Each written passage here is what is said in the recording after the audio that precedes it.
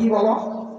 চাঞ্চুসের গোষ্ঠী মেয়ের মোহরের টাকা দিয়ে মেয়ের গহনা দাও, আর ভাবলো আমরা 2 ভরি 3 ভরি 5 ভরি স্বর্ণ দিছি। কত বড় বাটপা! দেখি বাটপার না খালি ওরে বাটপা।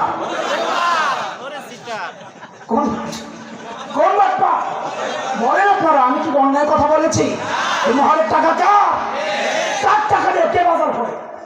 জামাই পক্ষ যে মেয়ের টাকাটা দিয়ে বাজার করে আয় না, বললো 3 লাখ ওষুধ। যার টাকা তাকে একবারের জন্য জিজ্ঞেস করা হয়েছে যে তোমার মোহরের 3 লাখ দিয়ে বাজার করতে চাই, তুমি কি বলো? বাজার করে আনলাম মেয়ের টাকা দিয়া, আইনা ভাবলো জামাইয়ের বাড়ি থেকে ঠিকই দিছে, মাশাআল্লাহ জামাইয়ের কলিজা আছে, মাশাআল্লাহ ওইটা গোপনে কাটাই দিছে তুমি মেয়ের টাকা। ভাবলো জামাইয়ের কলিজা আছে। বাটপার কোথাকার!